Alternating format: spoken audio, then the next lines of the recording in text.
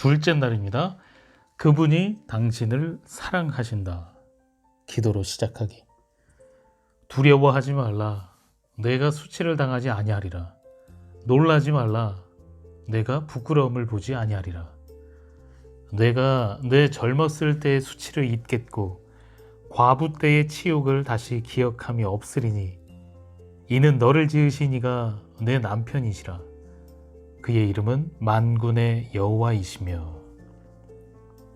이사야 54장 4, 5절. 주 예수님, 당신의 사랑을 마음속 깊이 받아들이는 방법을 가르쳐 주세요.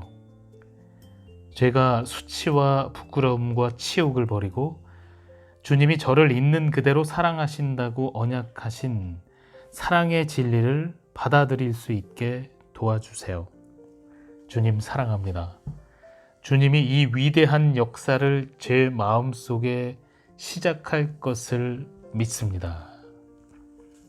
외울 말씀.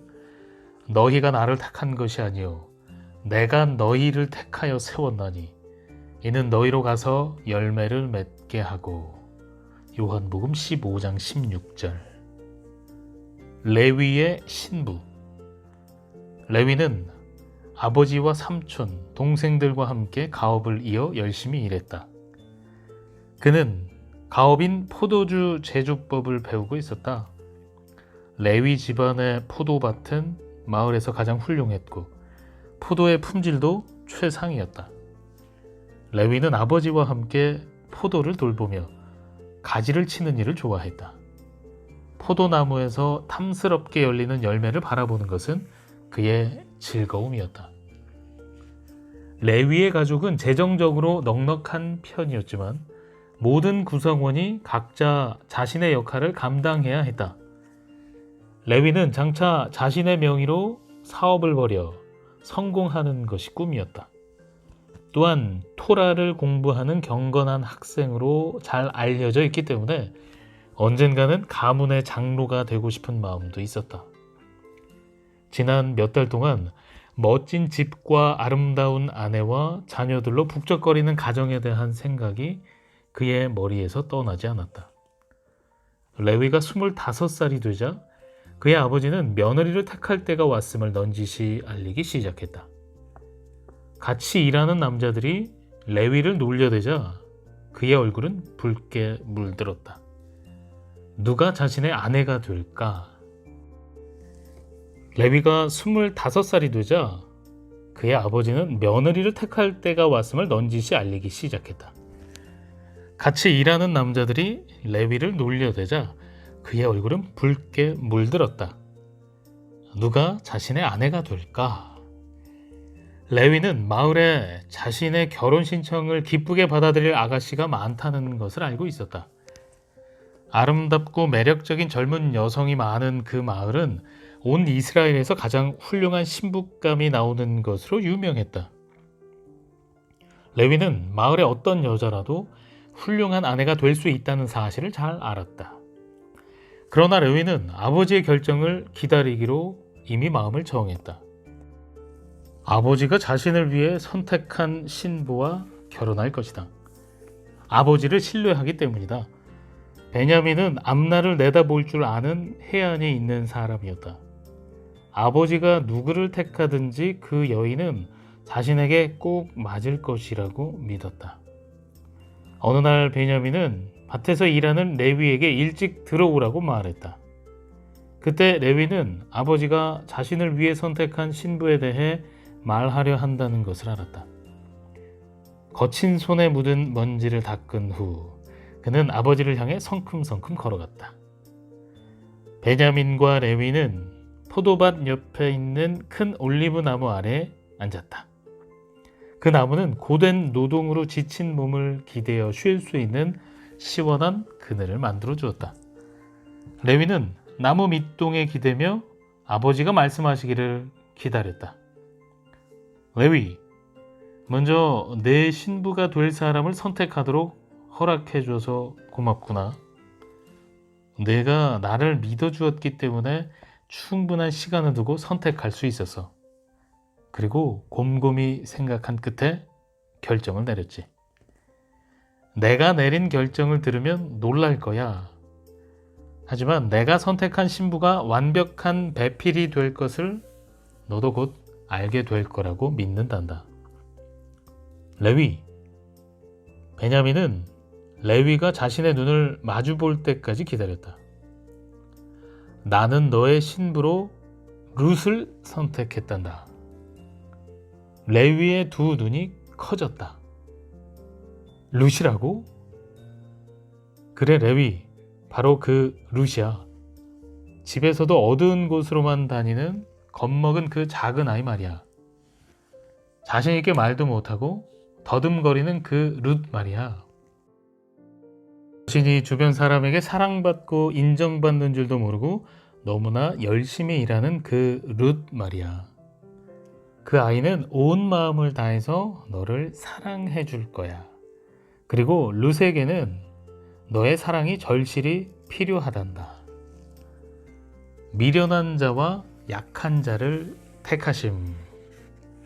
하나님은 큰 영향력을 행사하거나 훌륭한 업적을 쌓거나 은행에 있는 두둑한 잔고를 자랑하는 사람들을 칭찬하는 이 세상의 관점에 감동받지 않으신다.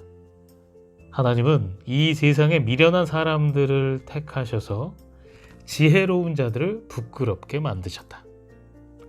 그리고 약한 자들을 택하셔서 강한 이들을 부끄럽게 하셨다.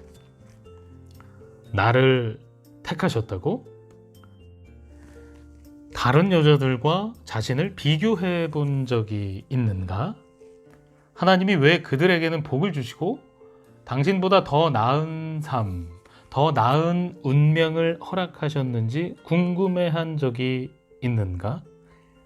당신보다 다른 모든 사람이 경건한 남편, 말을 더 잘 듣는 자녀, 더 큰 집, 더 좋은 옷, 더 많은 친구, 더 날씬한 허벅지 등을 가진 것 같은가? 하나님이 당신을 선택하지 않으셨다고 느낀 적이 있는가? 우리가 경쟁에서 승자가 되지 못하거나 가장 좋은 것을 소유하지 못하고 혹은 가장 쉽고 편한 길을 가고 있지 않다면 이 세상의 관점에서 볼 때 우리는 패배자다. 그러나 하나님의 나라에서는 정반대다. 하나님은 오직 그분 안에 있는 것만을 자랑할 수 있는 사람들을 택하셔서 그분의 영광만이 드러나게 하셨다.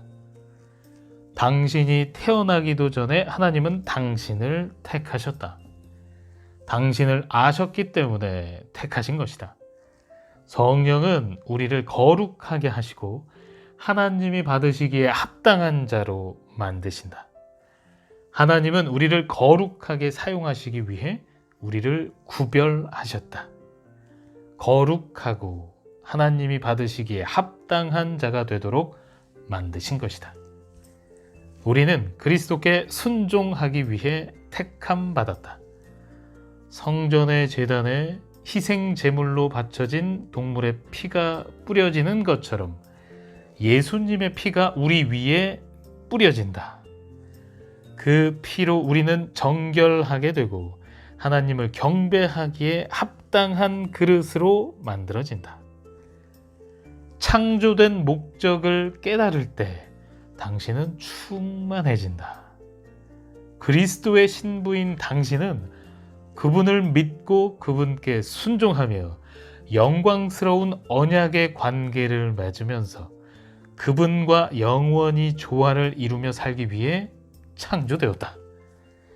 가장 만족스럽고 가장 충만하며 가장 의미 있는 이 신성한 사랑에 비하면 이 세상의 결혼은 단지 공허한 환상일 뿐이다.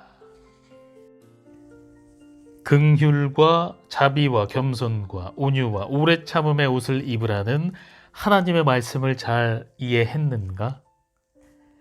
당신이 하나님의 사랑과 축복과 선택하심 가운데 견고히 서 있기 때문에 하나님의 생명이 당신을 통해 흘러나온다. 이와 같은 원리로 당신도 다른 사람에게 관용을 베풀 수 있다. 하나님의 사랑으로 다른 사람들의 필요를 채우기에 앞서 자신을 탁월한 사람으로 만들려고 애쓸 필요가 없다. 당신은 이미 훌륭한 사람이다. 당신은 그리스도의 나라에서 높은 지위에 앉아 모든 나라를 다스리고 통치하도록 택함받았다. 당신은 왕자와 결혼하도록 택함받은 고귀한 공주다. 골로새서 3장 12, 13절에서 바울은 우리의 본 모습대로 행동하라고 간곡히 권고한다. 바로 그리스도의 택하신 고귀한 신부처럼 말이다.